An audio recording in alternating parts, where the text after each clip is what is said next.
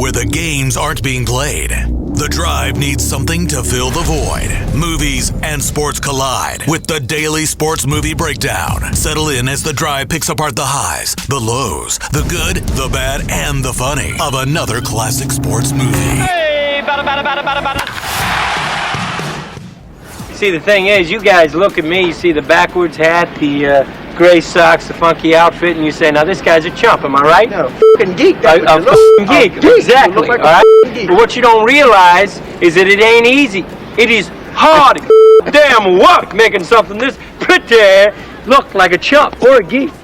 So I must be doing it for a reason. Well, you got me convinced, whatever the reason may be. Fact is, I missed this shot, I'll walk away, I'm still a chump. Go ahead and walk away. But you missed, and you've been beat, well, not once, but twice by a slow, white, geeky chump. There you go, a clip from White Men Can't Jump that was voted by you, a movie put in by Jay that only had one day on the poll. It was picked, so Jay's had back-to-back movies. Dave, I have thoughts on this one, too. I will just jump right into it. Please. Loved it. I loved it. It was interesting because I liked the movie when it came out. I had not seen it in a while. What I loved about it, a couple things, it just jumped. That's an opening scene. Like, that's pretty early in the beginning. They jump right into the basketball playing and the dialogue, the junk that's being said on the court, you know, the your mama jokes, you get right into the movie. You don't really have to get into a lot of the characters yet. I had forgotten about that. I honestly had forgotten how his relationship ended with Gloria. Like, he doesn't, a little bit like Tin Cup, where he doesn't make the big moment at the end. He doesn't keep the girl, and I had forgotten that's how that really, like, that's done. They're done because he can't handle his own vices there and his willingness to gamble their money. And I thought Woody's character was great. Woody Harrelson was believable enough as a basketball player, likable that you were rooting for him, but then your heart broke for him because he was always hustling, and you don't always win in that game. And to me, the highlight that I remember of the movie before, and still I loved Marcus Johnson's cameo in there when he's playing him, and his character is Raymond, and he has to go get more money, and he goes to the liquor store right there to rob the guy. He's like, put your gun down. I'm not Raymond. And he's changing his voice, and it's clearly him. I really enjoyed the movie. I had forgotten that Wesley Snipes hustled him in the movie. There was a lot of things that I didn't remember, and I really enjoyed watching it. I thought it was terrific. It absolutely stands up, and I think what you forget is that it really is kind of a tragic story. Like when you break it down to it's funny, it's entertaining, it's awesome. But when you break it down to it, you've got a gambling addict in Woody Harrelson. It's just and he can't help himself. And I don't know if I think one of the reasons you probably don't have a sequel is because Woody probably ended up on the street somewhere. You know, I don't like the idea of thinking what happened to Woody Harrelson. Now, there are some things that, you know, I still think that dunk at the end was a little. They didn't need that. They didn't need that. Maybe Kadeem Hardison's best role. I forgot he was in this movie. And he starts in it, and then I thought, oh, does he have a big part? He really doesn't, but I was like, oh, yeah, I forgot about him, too. I also am dismayed to find out, you know, because I always want to go back and read about things here. The producer of Blackish, that very successful show, they signed on 2 years ago to remake this movie, and apparently Blake Griffin and Ryan Khalil from the NFL are producing it. That's all I know, but I just don't know that it's necessary. Like remake or a sequel? A remake. Huh. Okay. A remake. One interesting thing, just nuggets I looked for, Stanley Kubrick, the late Stanley Kubrick, known for movies like The Shining. This was one of his favorite movies. How random is that? But honestly, guys, what I got out of this movie, because it holds up. It's still enjoyable. Rosie Perez is great. There's all kinds of fun characters. But you know what? I think Wesley Snipes and Woody Harrelson have two of like the strangest careers of. Like, I was looking at Woody Harrelson's filmography, and obviously we all remember him from Cheers. Right. But this whole thing started a run for Woody. Now, we know he made his movie debut, of course, in the acclaimed movie Wildcats in 1986. Football. That nobody will vote in. But, man, L.A. Story, Doc Hollywood, White Men Can't Jump, 92. Now, watch this. Indecent Proposal, Natural Born Killers, People vs. Larry Flint, Kingpin, Wag the Dog, Thin Red Line. That was a 6-year stretch for Woody. He's still going strong, and and we know about Wesley and his tax issues and a lot of the trouble he ran into. I kept coming back to Woody Harrelson, going, where do we put him on the pantheon of modern day actors? Yeah, and now, Dave, they've been using it. Well, they had been using him some as a recurring Joe Biden on SNL. Yes, and he's had this weird. He's had this weird kind of recurrence where he's at that point where he can just pick the roles. So he was in the Hunger Games movies. Okay, that's interesting. But then he was in 3 Billboards Outside Ebbing, Missouri, which won Oscars. When I watched that movie Solo, the Star Wars movie, I was like, whoa, Woody's in this movie? Okay. Zombieland, which was a total cult favorite hit. He's just had a really, really amazing career. He played Lyndon Baines Johnson in the biopic in 2016 and did a pretty damn good job. I just found myself obsessed going, wow, I remember watching this movie when it came out. I remember seeing Woody Harrelson, and he was still pretty much Cheers as Woody Harrelson to me. Right. And then I think I don't know what it did for you guys, but it took Natural Born Killers for me to look at Woody Harrelson not as Woody anymore, but as Woody Harrelson, the actor. And then on the other side, you're talking about the careers. How about Wesley Snipes, who at that time was so hot? It felt like he was in everything, and then where's he? He has had tax issues. Yeah.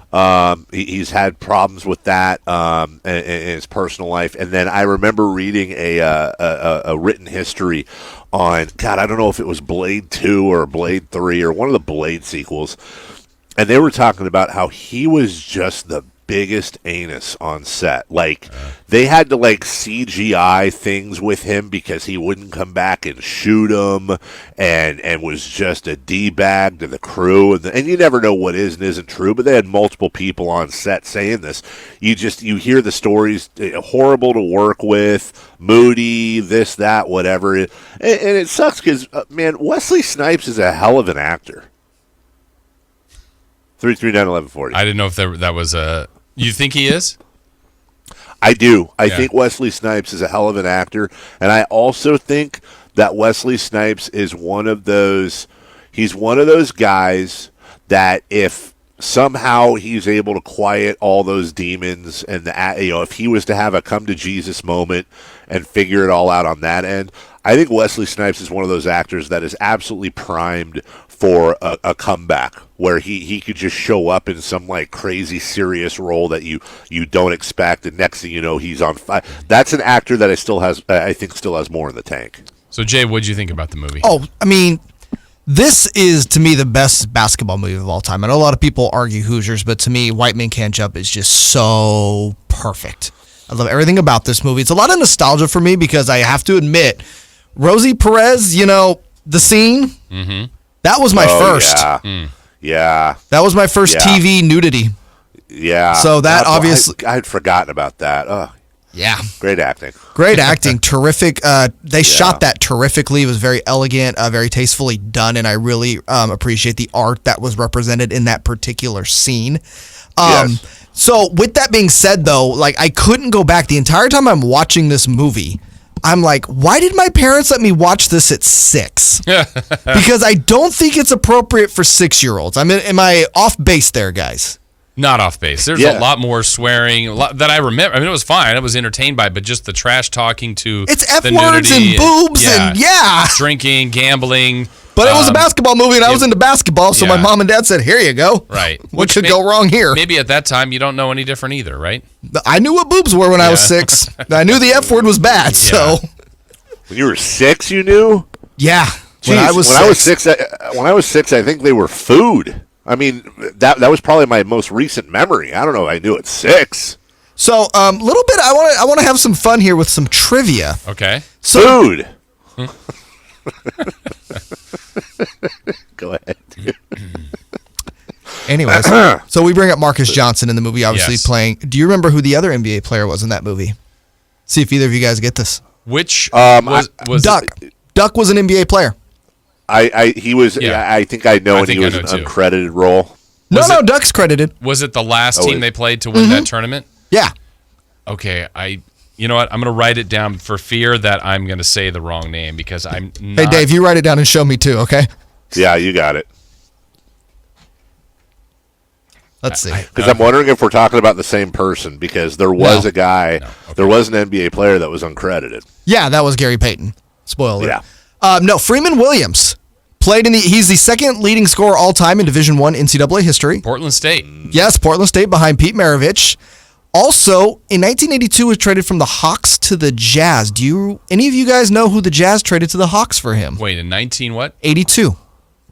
Dominique Wilkins. That's correct. So, a little bit of fun facts there. How about that? Wow. And then wow. a lot of the choreographing of the basketball and coaching, that was done by the great Bob Lanier. Oh, okay. Bob Lanier, who said, and I read it in the notes, he said he was impressed with both the actors, saying that they actually reached Division III college basketball skill level. And he said Woody was the better player. Really? Because it didn't look like it to me. He said Rewatching that it. Bob Lanier said between the two of them, Harrelson was actually the better player. Wow.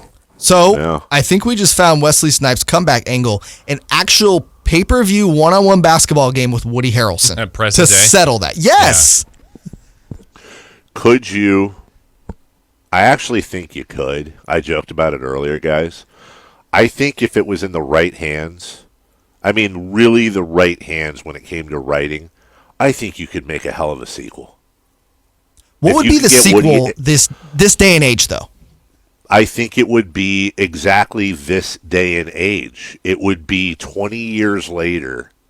Where are they? Where's Wesley? Where's Woody? What happened with them? You'd have to have some sort of, whether they're coaches now or one of them's in trouble or whatever it may be. What have they been doing over the last 20 years? What sort of peril or shared peril are they in now, and how do they overcome it? Maybe it's Gloria's, what we're led to believe, Gloria's kid is kind of now doing the hustle game, and she needs help from Woody's character, and we find out that was actually his son.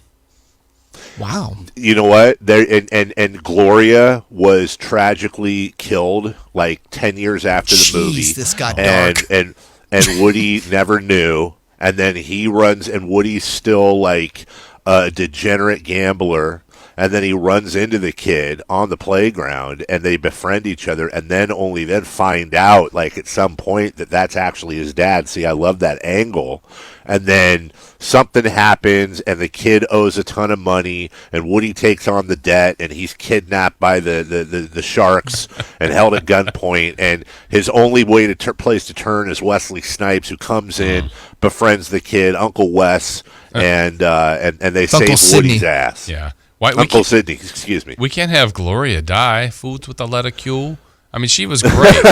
Yeah, Jason's I- really stuck on Gloria, I've yeah. noticed. Yeah. She was awesome. I feel like there has to be some sort of shared tragedy, though. Like something really bad has to happen to bring them together. So if it's Billy and Gloria's kid, would the movie be Half White Man Can't Jump?